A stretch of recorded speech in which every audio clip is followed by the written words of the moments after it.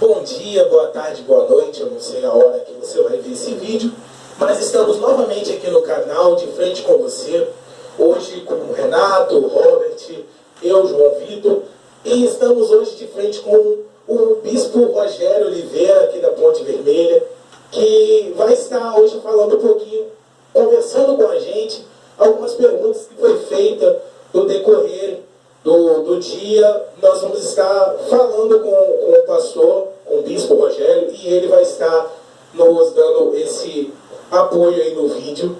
E eu quero deixar esse minuto com o Bispo Rogério para ele falar um pouquinho sobre ele, sobre a caminhada e sobre como tem sido a vida.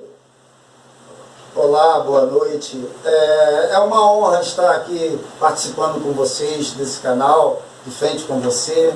Renato, o Robert ali, que tantos anos que nós já nos conhecemos e na verdade são minhas ovelhas. O João, que eu vim a conhecer há tão pouco tempo e a gente se identificou bastante. O que dizer sobre a minha caminhada? Eu prefiro responder as perguntas, porque acredito que tem muitas coisas que eu vou querer falar, muitas coisas que vão ser necessárias a gente explicar, porque, quando, onde eu pude estar na presença de Deus, o porquê que eu estou na presença de Deus, tá bom? Olá, pastor, boa noite. Boa noite. Então, o que fez você seguir essa vida religiosa, que é muito totalmente para alguns, mas o que fez você seguir a vida de Deus? É uma pergunta muito pertinente. O que me fez seguir a carreira ministerial com Deus? O que me fez ser um pastor, um bispo e um apóstolo na presença de Deus? A coisa começou há mais ou menos 26 anos atrás.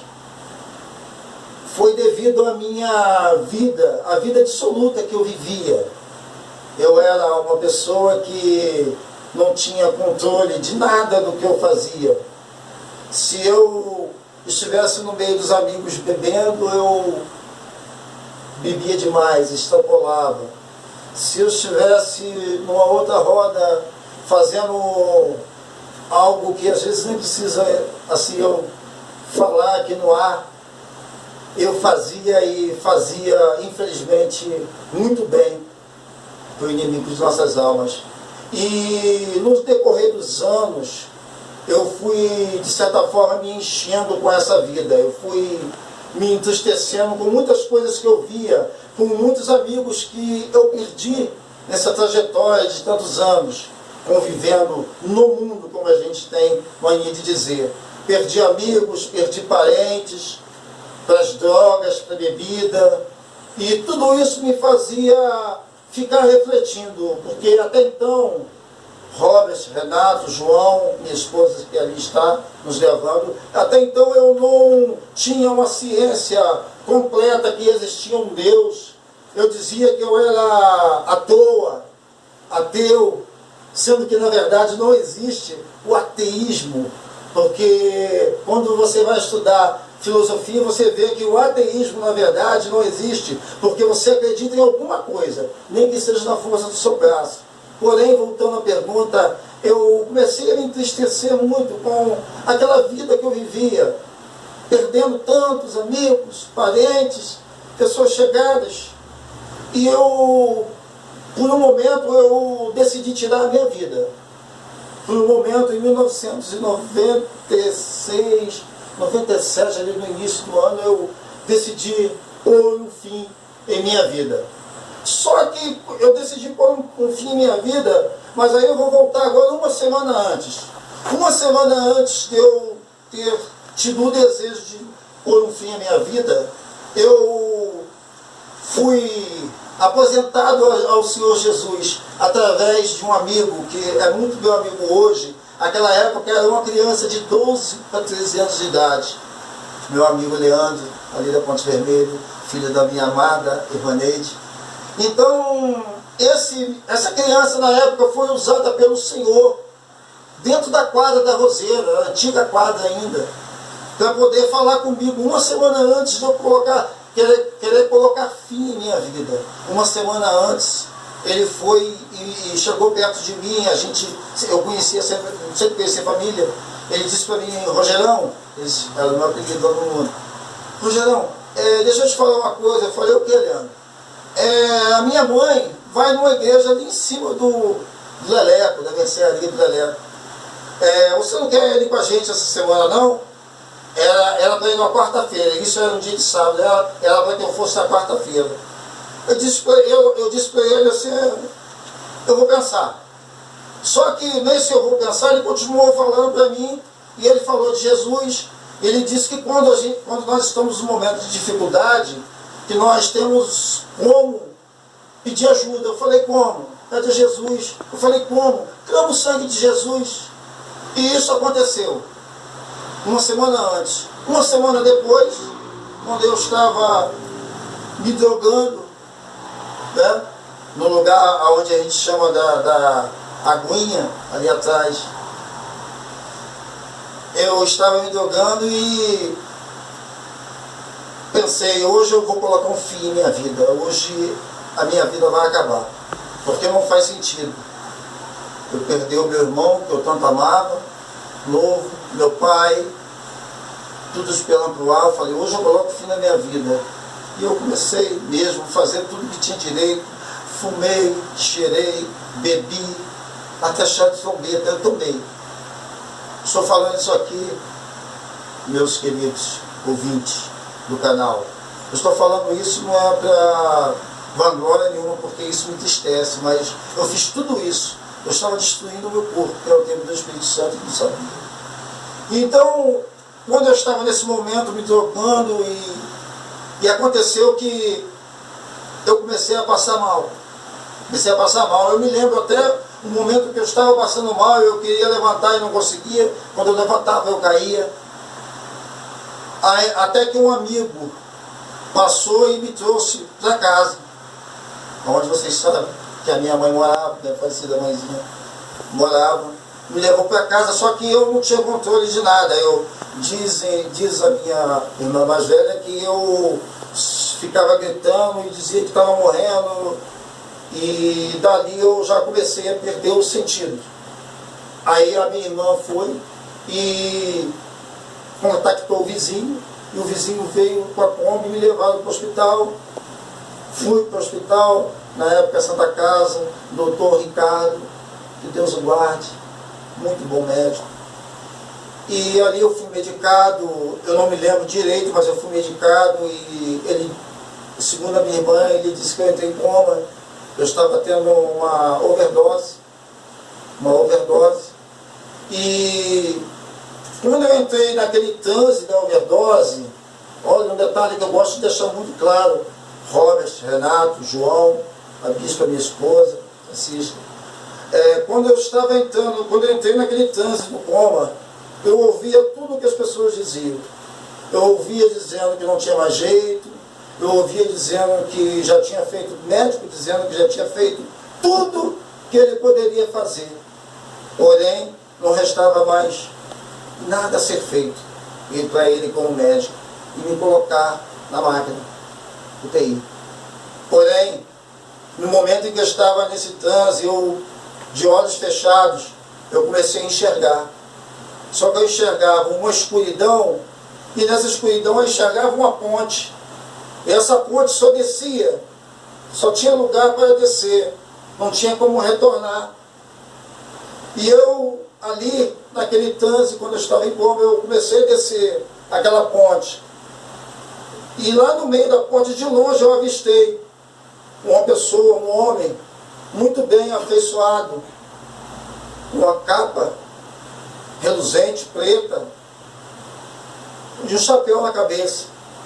E eu continuei descendo, e eu olhava para trás e via que não tinha retorno. E quando eu comecei a chegar perto daquele homem, quando eu fui e perguntei para ele, eu ia perguntar para ele aonde eu estou. Quando eu olhei para o pé dele, ele tinha um pé de bode e um pé de pato. Aí eu logo entendi que eu estava indo para o Hades, para o inferno, para o abismo, como a nomenclatura que a gente dá, nós damos. E aí eu se lembrei, em uma semana antes, quando esse jovem amigo chamado Leandro havia me falado sobre Jesus e falou que eu podia pedir misericórdia e reclamar o sangue de Jesus. E assim eu fiz, Robert. Eu clamei o sangue de Jesus. E quando eu clamei o sangue de Jesus, eu acordei dentro do hospital. Tomei, redobrei minha consciência. O médico foi e atestou e disse, tá bom, pode ir para casa. E eu vim para casa com aquilo na minha cabeça. E a semana passou. A semana do convite passou. E eu ainda teimoso, continuei mais 30 dias bebendo. Não estava usando droga, mas continuei bebendo bastante. Até que chegou um dia que eu passei mal. Eu comecei com uma onda de passar mal todos os dias, ir para o hospital, dormir no hospital. Aí chegou o dia 30º.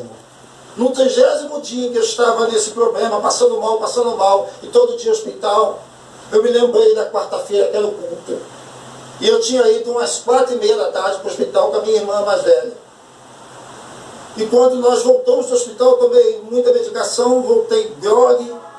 Nós descemos no ponto lá perto da igreja católica, e eu disse para a minha irmã, vai para casa que eu vou ali. Ela disse, você vai aonde? Eu falei, diz para a nossa mãe que eu vou para a igreja. E fui.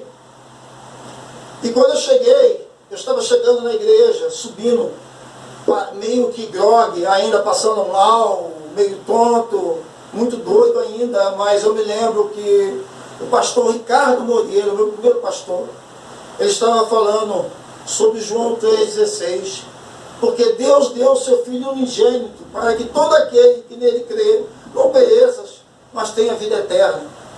E eu cheguei, ele estava no meio da pregação, ele estava no meio da mensagem. E quando eu cheguei da igreja, eu não sentei, eu não consegui sentar. Uma coisa me puxava lá para frente, e eu sentia aquela mão nas minhas costas, me puxando, e eu fui direto e dobrei os joelhos no altar. E levantei a mão e comecei a dizer, sem o pastor ter feito apelo, eu aceito a Jesus. E quando aconteceu isso, cerca de 3 amigos que viviam no mundo dissoluto, no mundo do tráfico, na época comigo, também foram para Jesus junto comigo.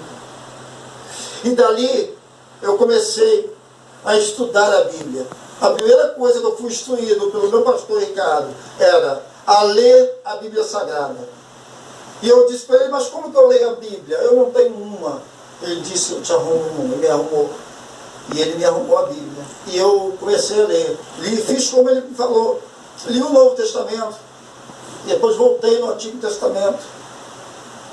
E quando eu estava lendo a Bíblia, quando eu tinha chegado, tinha terminado o Novo Testamento, que eu voltei para ler Gênesis, de Gênesis até Malaquias, o Senhor falou ao meu coração, com o seu testemunho, com a sua fala, com a sua voz, com o seu coração que eu estou te dando hoje, de misericórdia, eu, o seu Deus, te colocarei como cabeça dentro da minha igreja. E isso não foi só para mim. Este sonho, eu sonhei com eu tive esse sonho à noite. E isso foi na terça-feira. Na quarta-feira da outra semana tinha culto. E quando chegou na quarta-feira, o irmão Ademir, um amigo nosso, irmão em Cristo, muito querido, ele chegou e contou para o nosso pastor Ricardo que tinha sonhado comigo. O pastor Ricardo disse, eu também sonhei, então nós vamos sentar nós 3 juntos, nós vamos conversar. Eles conversaram comigo, contaram o sonho, e era a mesma coisa que Deus tinha me mostrado. Ele disse, o Senhor mostrou para mim também. E eu tinha 6 meses, não era nem batizado, queridos, nem batizado eu era. E o Senhor disse para o meu pastor, olha, pastor metodista tradicional, ele disse, não tem jeito, eu vou impor as mãos sobre você, e você vai ser um líder de célula, você tem que pregar. Eu disse, não, é pregar o quê? Pregar aquilo que Deus mandar. E ali começou a minha vida ministerial. Já se vão aí 27 anos. E dali eu comecei a enxergar como é que as pessoas que me conheceram lá no passado estavam me vendo mudado naquele momento. O que aconteceu? As pessoas começaram a ver o meu testemunho, ver a minha mudança, a mudança de atitude, a mudança de palavreado, a mudança de coração, porque eu era uma pessoa que não tinha misericórdia e passei a conhecer misericórdia. E assim o Senhor me inseriu dentro do ministério e nele eu estou até o dia de hoje. Se eu disser para você, Robert, se eu disser para você, Renato, se eu disser para você, João, se eu disser para você, minha bispo, minha apóstola, esposa amada, que um dia eu não pensei em parar, eu pensei em parar por causa da perseguição, eu pensei em parar por causa da tribulação, mas Deus me fez entender que o meu chamado era para um lugar, para um momento de alegria, mas também para um momento de dor. Era para que eu fizesse da tristeza e da desgraça a graça. Era para que eu aprendesse a ser um sentimento chamado misericórdia. Por esses dias, Robert, Renato, João, a minha esposa estava passeando pelo Facebook dela e ela viu uma enquete lá. Se você fosse para ser um sentimento, qual sentimento você seria? E eu disse para minha esposa, eu seria misericórdia. Eu disse para ela que eu seria misericórdia. Eu seria esse sentimento. E eu explico para você por quê. Dentro da resposta que eu estou te dando e do meu testemunho. Eu seria misericórdia por um motivo.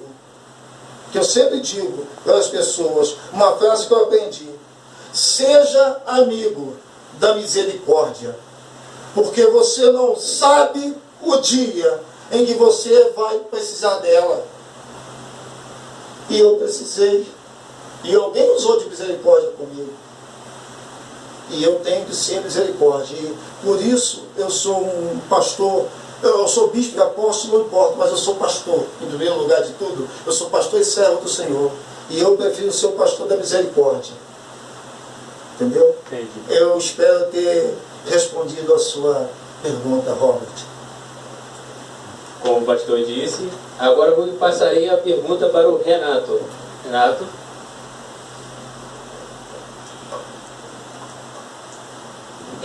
Dando prosseguimento à pergunta do Robert, o que foi me perguntado bastante também durante a semana foi o que é ser uma pessoa segundo o coração de Deus. Como você explicaria isso para a pessoa que me perguntou isso, para as pessoas que estão assistindo esse vídeo? Como você explicaria isso para a gente? Legal essa pergunta. Como ser segundo o coração de Deus? Então vamos lá. Na Bíblia Sagrada nós encontramos ali no livro de entre 1 e 2 Samuel, 1 e 2 Reis, você vai ver ali a história de Davi. E a Bíblia diz que Davi era um homem segundo o coração dele. Davi era segundo o coração de Deus. Aí você me pergunta, mas Davi era um homem segundo o meu coração, segundo o coração de Deus.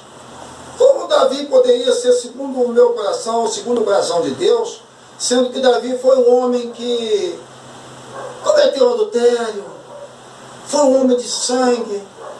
Como ser uma pessoa, um homem, ungido, ungida, um servo, uma serva de Deus, segundo o coração de Deus, tendo cometido tantos delitos? Eu resumo isso numa simples palavra que eu acabei de dizer: misericórdia e arrependimento. Para você ser segundo o coração de Deus, primeiro você precisa se redimir. Você precisa fazer como Davi. Davi, ele cometeu um assassinato, né? Mas quando ele cometeu esse assassinato, ele se entristeceu porque ele viu que ele tinha feito coisa errada. Quando ele mandou que Urias, o seu servo, fosse colocado de frente à batalha para que ele tomasse para si Betseba, que era a mulher de Urias. Davi foi e tomou ela para si, sendo que era a mulher do outro, e ela engravidou. E por ela ter engravidado, Davi se apavorou com Deus e tomou essa decisão de mandar uma carta para Joabe, que era chefe do exército de Davi, e mandar que colocasse Urias na frente da batalha, e assim foi feito, e Urias foi assassinado pelos filisteus. Mas preste bem atenção em uma coisa: Davi fez isso como todos nós, homens e mulheres, racionais ou irracionalmente, fazemos. Davi errou da mesma maneira que eu erro, que você erra, que todos nós erramos. Porque para Deus um pecado pequeno, não existe pecado pequeno nem pecado grande. Uma mentira é a mesma coisa de que um assassinato. Mas a palavra de Deus, em 1 João, diz o quê? Se você confessar o seu pecado diante de Deus, Ele é fiel e justo para nos perdoar. Então, Davi cometeu esse pecado, cometeu esse adultério e assassinato. Mas ao mesmo tempo, Davi recorreu até Deus e disse para Deus: Deus, eu estou arrependido. Eu me arrependo pelo que fiz. E a palavra de Deus ali nos ensina, nos mostra que Davi ficou uma semana de prantos, jogando terra e cinza no corpo, e rasgou suas vestes. Uma semana sem comer, sem beber, sem tomar banho. Aquilo, sabe o que era? Era um ato de pedido de perdão. Era uma troca de atitude. Se você quer ser segundo o coração de Deus, você tem que ser uma pessoa que perdoa. Você tem que ser misericordioso. Você tem que ter o coração pronto a ajudar, sempre. E você tem que fazer para si próprio uma pergunta: ok, JF, o que Jesus faria? Se você pensar em o que Jesus faria, provavelmente você vai ter a resposta do que é ser segundo o coração de Deus. Vamos dar um exemplo. O camarada foi ali na frente e deu um tiro no outro que estava passando do outro lado e matou. O que Jesus faria nessa hora? Ele iria, mandaria a polícia vir e prender o infrator, o assassino? Ou ele iria e pregaria o ano aceitável dele, o Senhor, e teria misericórdia? O Senhor Jesus teria misericórdia, perdoaria, falaria do seu reino e dizia para ele: você vai cumprir a pena, porque aqui na terra nós temos que cumprir a pena por tudo que nós fazemos. Todos os nossos atos nós vamos ser cobrados aqui na terra também. Mas o Senhor Jesus o perdoava, perdoaria, e diria para ele: eu te quero no meu ministério. Passando a pergunta agora para o João. A todo momento, o bispo Rogério focou tanto nas duas perguntas em falar sobre a questão da misericórdia. Bispo, hoje nós estamos num mundo, num país, numa sociedade em si, o qual a igreja ela assumiu o papel de ser o julgador. Ela deixou de ser um hospital para se tornar um tribunal. E hoje nós ouvimos falar muito na sociedade uma frase um pouco errônea, mas que, se nós analisarmos, ela vai ter um vasto sentido, aonde diz que Jesus é muito bom, o que destrói são seus seguidores. Para você, bispo, qual tem sido o maior desafio da igreja hoje, nos dias atuais, para ganhar almas, aonde a igreja tem sido o tribunal e não o hospital? João, essa pergunta é maravilhosa. Em primeiro lugar, a igreja erra por não falar a verdade, por ser omisso. Líderes religiosos são omissos em falar a verdade, sendo que o Senhor Jesus falou que você não poderia acrescentar nem tirar um tio da verdade, da palavra. Prega a verdade. Mas, bispo, qual é a verdade? A verdade é que Jesus sara, cura, liberta e batiza com o Espírito Santo. Mas essa questão do julgamento, Mas outro erro da igreja, porque o sacerdote foi colocado aqui na terra não para ser um julgador da vida de ninguém. O pastor, o bispo, o apóstolo, ou quem quer que seja, o padre, nenhum deles foram colocados aqui na terra para serem juízes. Para isso nós temos os juízes das nossas comarcas, para ser juiz aqui na terra. Nós fomos colocados aqui na terra para sermos condutores. João 10:10. Eu sou o bom pastor e o bom pastor dá a vida pelas ovelhas, e pronto. Eu tenho que dar a minha vida pelas minhas ovelhas. Independente se ela erra, independente se ela peca, se ela é reincidente em errar, é reincidente em pecar. Outra coisa, João, que está dentro do parâmetro da sua pergunta. Outro ponto que a igreja erra. A igreja erra por não ser hospital, como você falou, João, e ser um tribunal. E a igreja também erra quando o seu líder, o seu ministro, o seu presidente faz da própria igreja um comércio. É igrejas passando maquininha de cartão de crédito, de débito. A igreja perdeu a sua essência. A igreja de Cristo perdeu a sua essência. A igreja está andando na contramão da realidade, na contramão do que Jesus faria. A igreja está andando na contramão da palavra de Deus, está andando na contramão dos 10 mandamentos. Isto é 98% das igrejas evangélicas. Por isso, João, a nossa igreja, Igreja Comunidade Dias de Vitória, é uma igreja que prega o amor, que ama e não julga. O Renato e o Robert podem muito bem falar sobre a nossa igreja, sobre a minha maneira de ministrar e de liderar. E eu da minha esposa, como vice-presidente. Por quê? Porque eu não aceito julgamentos contra a vida de ninguém. Eu não aceito que apontem a vida de ninguém. O pastor fulano caiu em adultério. Mete o pau nele. Não! Ele caiu em adultério. Vamos se reunir. Vamos orar por ele. Vamos pedir a Deus misericórdia pela vida dele. Poxa, o Robert, rapaz, o Robert vacilou. O Robert está arrependido, mas o Robert está andando numa companhia errada. Vamos orar por ele. Não vamos julgar. O Senhor Jesus a todo tempo nos ensina: não julgueis para que não sejais julgados. Olha, ele usou uma coisa muito simples. A matemática lógica da antropologia. Um dedo apontando para lá e 3 para mim. Eu estou apontando para minha esposa, para a Bispa Francisca. Só que tem 3 dedos apontando para mim. Então, a igreja não aponta, a igreja não faz comércio, a igreja prega o amor. Isso é onde eu tenho enxergado, João, que a igreja perdeu a sua essência.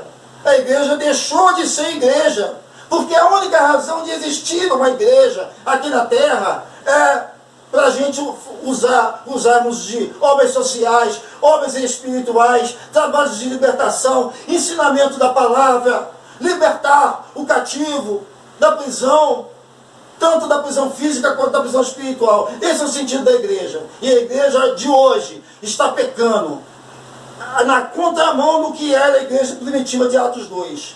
Que a igreja primitiva de Atos 2 era uma igreja maravilhosa. Era assim, a igreja de Atos 2, eu fiz um estudo resumido sobre isso. A igreja de Atos 2, por exemplo, o Robert tinha 2 quilos de feijão. Poxa, eu não tinha nenhum. O Robert ficava com 1 e dava 1. À medida de que todos aqueles que não tinham passaram a ter, e todos aqueles que tinham continuavam a ter. Esse é o sentido da igreja. E essas questões que eu coloquei é onde a igreja está na contramão e deixou de ser igreja. Muito obrigado pela resposta, Bispo Rogério. Pastor, uma outra pergunta que estava tendo um maior debate entre os meus amigos que estavam falando, a questão da masturbação. Tem muitos jovens hoje em dia que vivem nesse mundo de internet, de conflito social, que se suicidam por ter um vício que não conseguem se controlar. E eu queria te perguntar, a masturbação na igreja, o que isso pode implicar na vida do jovem e o que a igreja pode ajudar. Como o João disse, a igreja tem que ser um hospital. Então, o que a igreja pode ajudar esse jovem que sofre por masturbação hoje em dia, com essa vida de internet, que você entra no site e de repente já cai num site que é pornográfico, essa vida, e aí ele começa a viver essa vida e não consegue sair. E o que você pode me dizer sobre isso? Respondendo a pergunta do Robert, que ele me perguntou sobre a masturbação, até eu entendo que você tenha perguntado se é pecado ou não, até isso eu entendi o que você perguntou. Aí eu vou levar os dois lados. Vamos olhar primeiro pelo lado natural e antropológico. Pela antropologia que estuda os distúrbios e os sentimentos e os desejos carnais e da alma, que estuda o comportamento do homem. Pelo comportamento do homem, pelo desejo da nossa alma, naturalmente, a masturbação, o desejo desenfreado, que seria a lascívia, e outros desejos mais, até de glutonaria, eles são naturais, falando pelo lado antropológico, pelo lado humano. Uma coisa que explicaria isso, por exemplo, na masturbação, em relação aos hormônios, né? A nossa formação, a gente, quando homem, você chega ali aos seus 14 anos de idade, tem uma mudança de hormônios, os hormônios começam a chegar no lugar e você começa a ter os seus desejos carnais. Eu estou falando isso para o heterossexual, para o homossexual, para o bissexual, né? Independente do sexo, eu estou falando para todos. E o desejo de se masturbar, ele vem do desejo da alma, ele vem da naturalidade do corpo humano. É uma necessidade do corpo humano, porque não faria sentido Deus colocar um homem e uma mulher no jardim do Éden, um homem e uma mulher nus. Não faria sentido Deus colocar Adão e Eva dentro do jardim do Éden nu, todos os dois nus. Porém, não conhecendo o discernimento do bem e do mal, mas conhecendo uma coisa chamada reprodução ou conjunção carnal. Isso eles conheciam. Eles não tinham vergonha de andar pelado um com o outro, e nem de estar na frente do Senhor sem roupa. Não tinham essa vergonha, porque eles não tinham comido do fruto do pecado, ou do fruto do conhecimento do bem e do mal. Não faria sentido Deus colocar um homem e uma mulher juntos dentro do Éden. Porque Deus, quando criou o homem, ele viu que o homem não tinha uma adjuntora para ele. Deus viu que não tinha. Os outros eram animais. Só animais, peixes e aves. Como é que o homem iria se reproduzir como os animais se reproduziam? Aí Deus viu a necessidade de criar o homem. E o homem foi criado através do sexo. Sexo também é masturbação. Quando você está tendo uma relação sexual, também você está masturbando. Porque, vamos explicar pelo lado da ciência, o que é masturbação? É a satisfação do desejo da nossa carne. Então, seria injusto eu dizer, masturbação, se você se masturbar, você vai para o inferno. Estou falando agora no âmbito antropológico. Agora vamos pelo lado espiritual. Dentro da igreja, eu já tive essas perguntas, já fizeram para mim, um jovem que sofria desse problema, porque na verdade a masturbação no meio eclesiástico, ela é tida como uma síndrome. Síndrome do desejo desenfreado. Inventei agora. A síndrome do desejo desenfreado. E um jovem me perguntou um dia, chegou, pastor, eu estou em pecado. Eu falei, o que você fez? Você matou, você roubou, você estuprou? Não. Mas eu estou em pecado. Eu falei, por quê? Porque eu me masturbei. Eu passei na rua e vi uma menina que eu sou apaixonado. Eu falei, ela é casada? Não. Aí eu já pensei, peraí, ela não é casada. E ele falou, eu olhei para ela e me masturbei, pastor. eu vou para o inferno agora. Eu falei, peraí, bom, pera lá. A história não é assim, peraí. Você está enxergando Deus de que forma, meu jovem? Você está enxergando um Deus que espera para te mandar para o inferno aqui na terra e outro na eternidade? É esse Deus que você espera? É esse Deus que eu tenho pregado aqui, que eu tenho ensinado? Não, pastor, na verdade o senhor prega um Deus misericordioso. Eu falei, então, é justamente pela misericórdia do Senhor. Lamentações de Jeremias diz: as misericórdias do Senhor são a causa de não sermos consumidos. Então, pela misericórdia do Senhor, ninguém vai ser consumido porque se masturbou, se masturba. Ninguém vai ser consumido por isso. O que nós, como pastores e orientadores, vamos conversar é pela sua vida, pela sua vida espiritual com Deus, pela tua separação com Deus e pela tua saúde, porque masturbação também traz vários problemas de saúde. Um deles é cardiológico. Você fica com um problema cardiológico. O Renato aqui pode falar mais sobre isso, porque ele entende da área da saúde, mas um deles é cardiológico, o problema da masturbação. E eu me preocupo muito mais com a masturbação de uma outra forma, porque quando eu fico vendo a questão da masturbação, é quando eu vejo que a pessoa faz aquilo desordenadamente e não pode ver uma mulher que já está pensando naquilo. Não pode olhar para uma mulher de um outro jeito que está pensando naquilo. Não respeita ninguém. Nem a irmã dele se bobear. Tem gente assim. Aí, pode falar, Renato. Então, no caso, se de acordo do que você falou aí, se a pessoa ia ali uma vez na semana, eu tive um desejo sexual, vou me masturbar rapidinho porque ele é misericordioso. Então ele não tem pecado. Ele está em pecado. Sim, ele está em pecado. Porém, as misericórdias do Senhor são a causa de não sermos consumidos pelo pó. Ele não está em pecado? Está em pecado.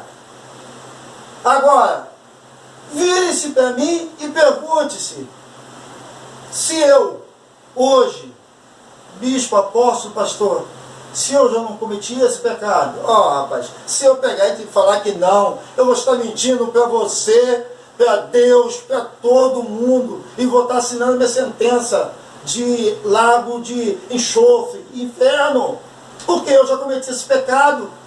Sabe como que eu consegui fugir desse pecado? Olha, eu comecei assim, eu conversava muito com meu pastor e aquela questão, eu era um jovem ainda, eu estava com 19 anos de idade. E eu falava para o meu pastor: pastor, o negócio está ficando ruim. Pastor Ricardo, a gente conversava abertamente: pastor, o negócio está ficando ruim, eu tô com aquela vontade. Ele dizia: que vontade? Aquela vontade, que vontade? Aquela vontade de homem tem de fazer com mulher. Aí o meu pastor me orientou. Ele disse para mim: vamos fazer um teste? Eu falei: vamos. Faz o seguinte: tira 3 dias de propósito para o Senhor. Se consagra por 3 dias. Ou seja, se consagrar é o quê? Se abster dos desejos carnais, se abster dos alimentos que mais você ama, se abster da televisão ou futebol, que eu sou apaixonado, até o dia de hoje, claro, um futebolzinho flamenguista. Aí ele disse para mim: faça isso. Eu disse: eu vou fazer. E quando eu for entregar, você entrega pedindo a Deus para que ajude você a superar esse desejo sexual desenfreado ou essa masturbação. Foi difícil. Fiz o primeiro propósito, fiz o segundo propósito, no terceiro propósito deu certo. Através da santificação, mas eu tive que pedir muito ao Senhor. Então, se eu disser para você que eu vou te condenar, você vai para o inferno porque você está se masturbando, não vai para o inferno porque você está se masturbando. É mais fácil que o pastor que dissesse para você, ele ir para o inferno, porque ele está sendo juiz da sua vida. E Deus tem misericórdia de vocês.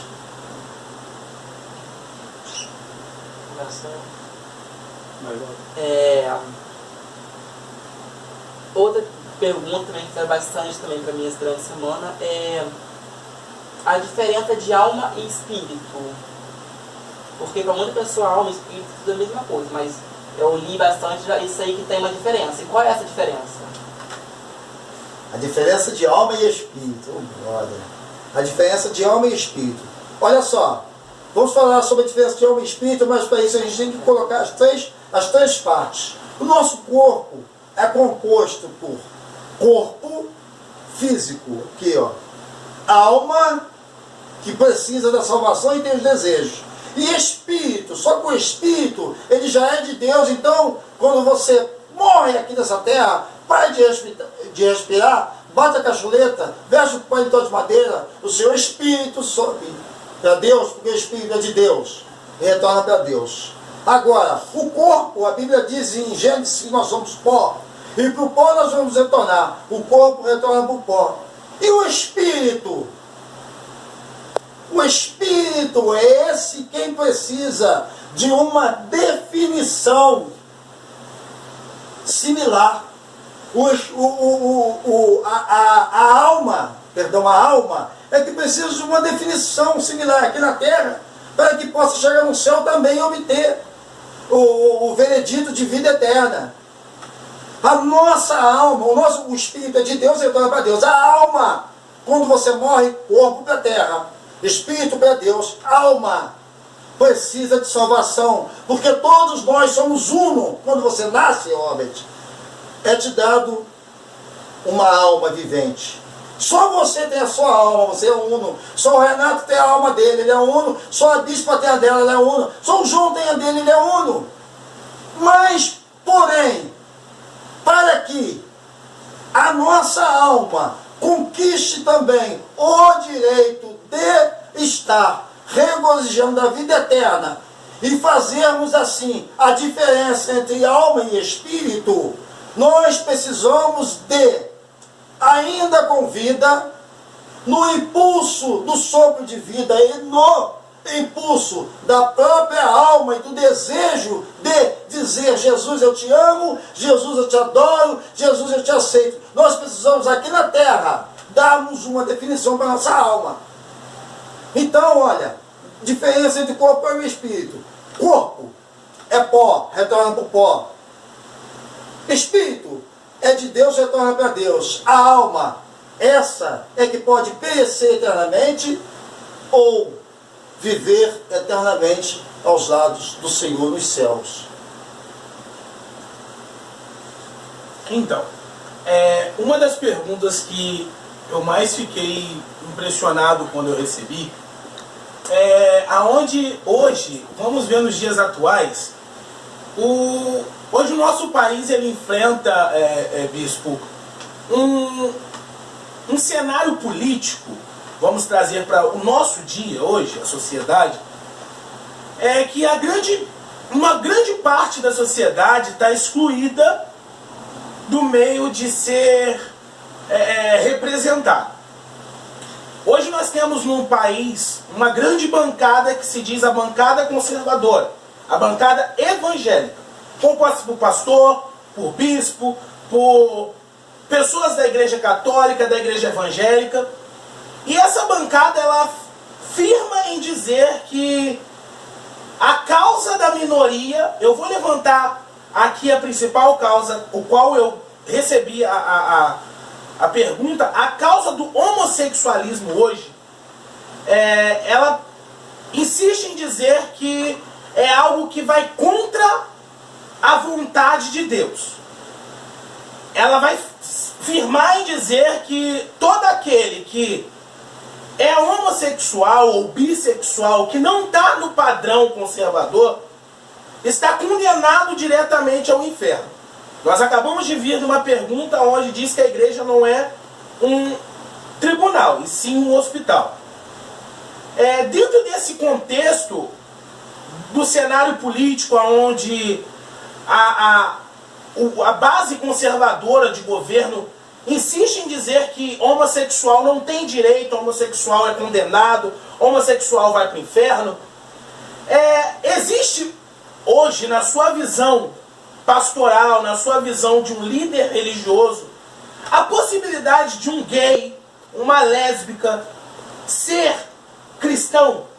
No momento em que hoje nós enfrentamos todo esse contexto político, existe a possibilidade de um homossexual ser também cristão?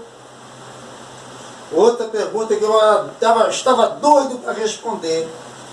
Olha, em primeiro lugar, nós já falamos que pastor, líder religioso, não é juiz.